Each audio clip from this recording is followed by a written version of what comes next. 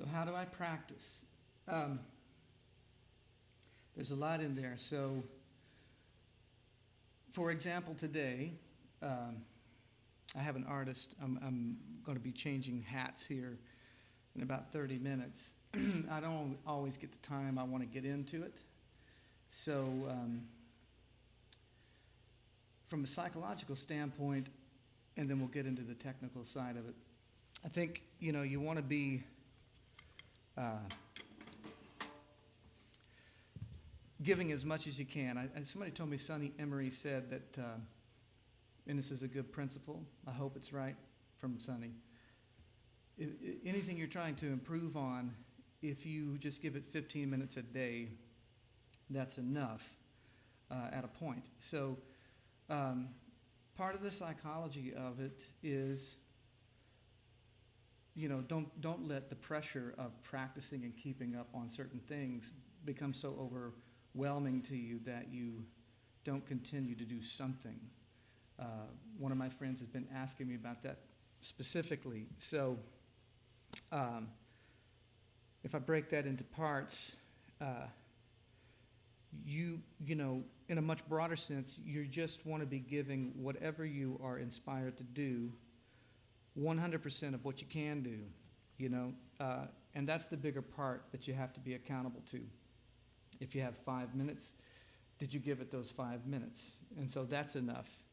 The nature of practice for me is different than some guys, I would assume. I've never been a 4, 5, 6, 7, 8 hours a day guy. I mean, prepping to go on a tour, I would maybe do some crunch time shedding that would involve maybe 4 hours in a compacted day of learning a set and getting physically together for it. But typically, I was never more than an hour. So there's certain things that I want to do with music and with the instrument that requires a certain amount of effort. Now, what do I do to improve on the things that I want to improve on? And, one more thing about the psychology of it to answer my friend's question, okay? I do two sides of an equation. I do physical exercises to keep my hands and muscles in a place where what I want to play is available to me, right?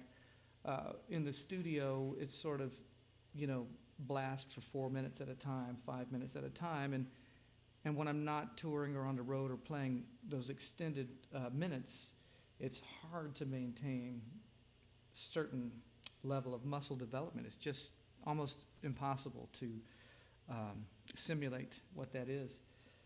So I do two things, and understanding that I don't like to play drums by myself. That's a big part of the instrument for me, is about playing ideally behind a singer in a rhythm section, a great song, and making something feel a certain way.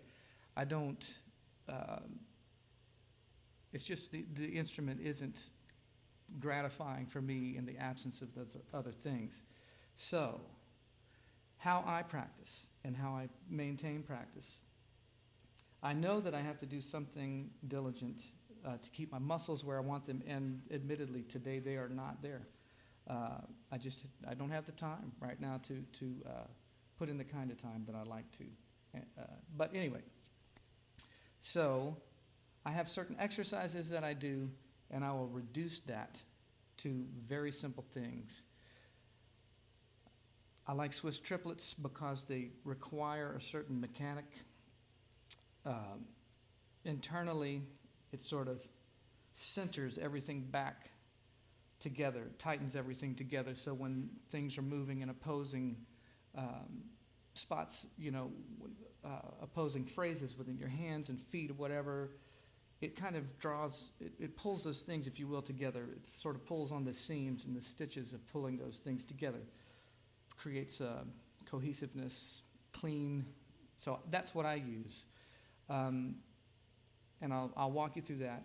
And then I do certain things for the mechanics of muscles and the way I want them to fire for me when I'm playing. a part within a song, and I'll give you a couple of examples. I'll show you what I'm particularly working on right now, because I know there's something coming from me that I want to play on a track, something I'm producing, and right now I can't make the bass drum do what I want it to do the exact way I want it to do it for 4 minutes straight, okay? I can do it 8 measures at a time maybe, but so I got some work to do, and I'll show you what kind of work I do for that. I'll give you the example of a groove. I'll show you what I'm doing right now to try to make those muscles build up and get ready for that. Same thing with my hands, but it's simple, okay? So when you've been doing something for 45 years and it's hard to keep yourself accountable and motivated to practice, then practice becomes its own psychological barrier. I don't want to engage it. I don't feel like doing it today. What's the point of doing it today? Through the lockdown, where am I going to go play today? You just name any number of variables as to why you would avoid it, and you can find them. So if I go, man, I don't feel like doing those exercises, well, I'll just come up and I'll start playing. I'll start playing, and then eventually I'll start doing some things with my hands and work on those muscles in a more methodical way that's not particularly musical or fun, but it's about music on the other side of it. And so then the other side is if I'm not wanting to do the playing side, I don't feel inspired to just play, sit down and play and try to grow, I will sit down and do the exercises. And then once that's going, I typically start playing. So the psychology right there, just sit down and do whatever you can do and get started. Make sure that you are being accountable to your own internal compass about how much effort you can make, because expectation feeds into all these other things, and if you're not giving it what it deserves, it's not going to give you back what you're hoping for. So also, one key important thing too to understand about the practicing is what it does for confidence. My experience with it, and I'll get to playing in a minute, but this is all more important to the point that I've been asked about. When I was younger, I felt like I had this confidence that lived outside of my sensory thing. It was this vicious level of confidence about what it was I was doing, even though the capacity of what I was doing maybe was in a tight box. I was very confident in that. And the point to that is basically confidence, in my understanding at this point, is just about preparation. The more prepared you are beyond what is required of you equals confidence, as far as I can tell, or as far as it pertains to me. And that's where practice comes in, and that's why you stay diligent. Do you want your confidence or not? Okay? And what is that for? Do you want to participate? Do you want to be in the conversation? Do you want to be playing? Do you want to be a part of music you want to be a part of? It's all those heavier psychological things. Don't avoid practicing. Flip it a couple ways if you have to. I don't like to practice. I don't like to play drums by myself. So I'll show you a few of the things I do. Simple. Swiss triplet.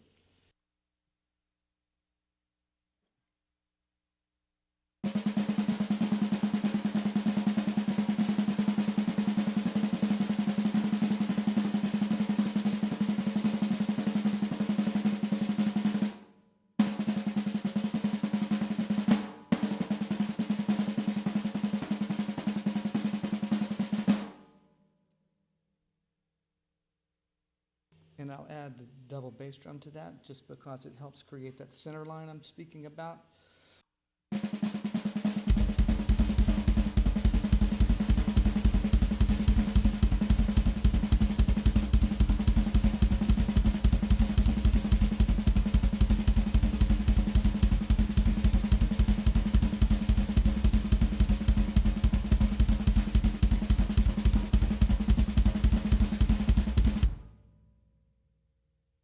I do stuff like that till it hurts, basically.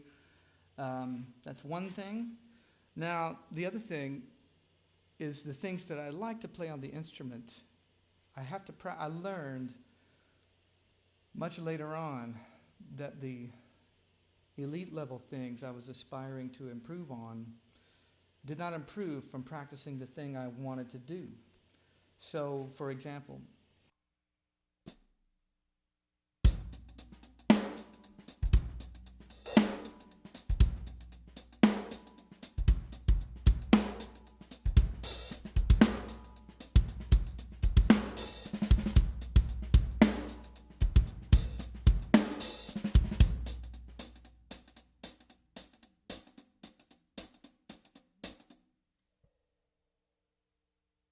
basically that hi-hat technique that is particularly nuanced and specific, to get the control of that, repetitive control of that, and get the range of dynamics inside the thing to make it feel the way I wanted to, which I'm still not where I want to be. But I found that doing other things like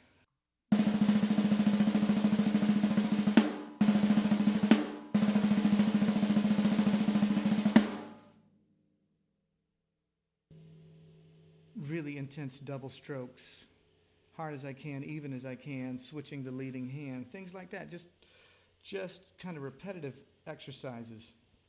Doing those things created the physical capacity to get better and expand on the other things I was doing.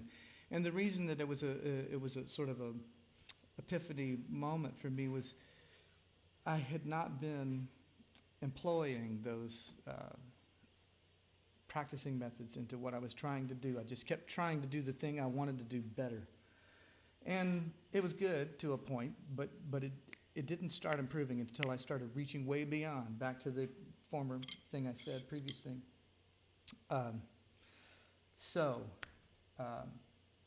That's one part there. Then for the bass drum, okay? Here's the groove that I'm getting ready to try to get a track on in the upcoming bit. And it's very specific about how I want the bass drum to sound and feel. And another part of that is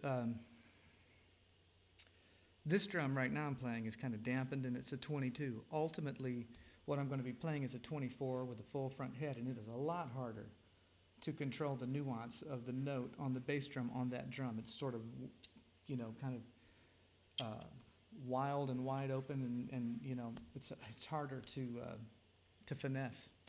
But the groove would be this. And then I'll show you what I do with my bass drum foot, my right foot, to kind of build the muscles that I'm going to want to have available to me.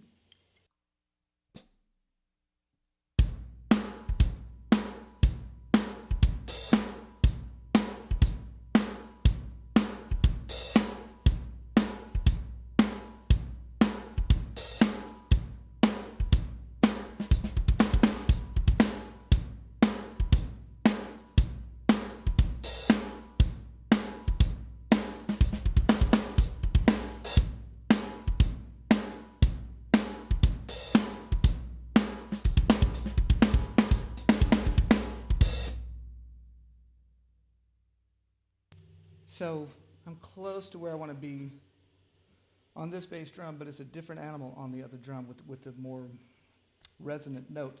So here's what I do to work on getting my foot to fire with the dynamic range and immediacy that I want. And it just looks like stuff like this.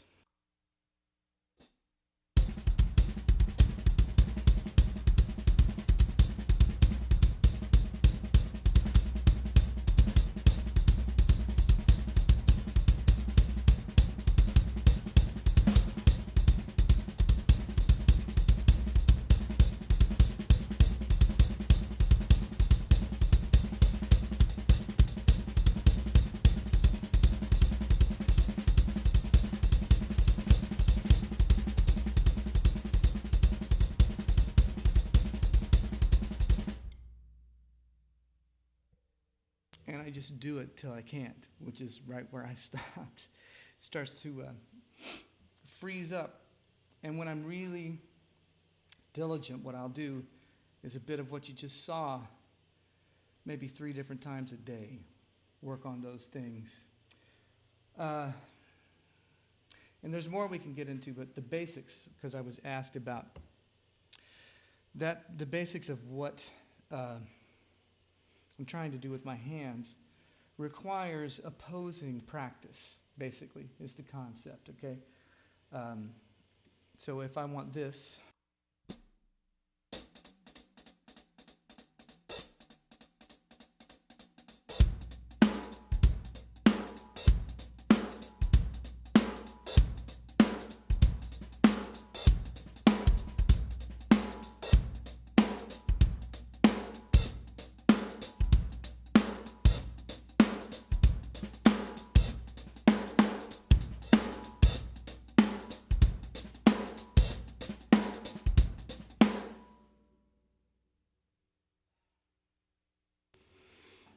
so if I want to be able to do that better than I just did it, I have to work on other things that are more difficult than that. And I'll show you one other thing about what I do for that, okay, to get that. You want to be able to play beyond the tempo that you need to play, but it's not just simply that. It's the range of dynamic range in between the notes and the control of all of that that requires other things. It's not as simple as just playing faster than you need to be able to play. It's all the nuance, and those nuance all inside these muscle groups back into here have to be worked different ways to have the ability to make long things fire, short things fire, all of that when you get real specific about how you want to play the hi-hat, which is very important to me and my favorite part of my favorite drummers. So the last thing I'll show you is the one more method of what I do working that way. And then another time, maybe we'll talk about some of the more expanded things I do for opening the fluidity of improvisation, all right? But here's the last thing.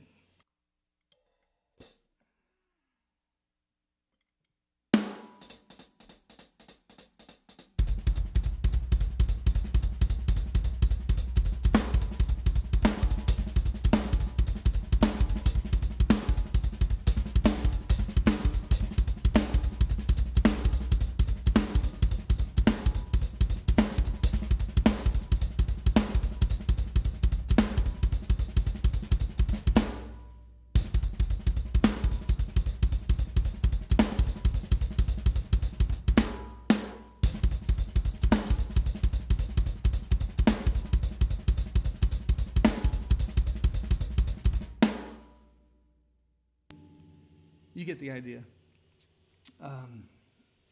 It's just effort. And thinking of things in terms of sort of, if you will, sort of a polarity and how they affect each other. The only reason I know is I left one side of that equation blank for a long time. If I'm playing 45 years, I probably left it blank for 35, you know. So that's the deal. And as much as anything else I can tell you, I didn't feel like doing it today. So, and I didn't feel like doing this today either. But you do it. All right? I'll see you guys later.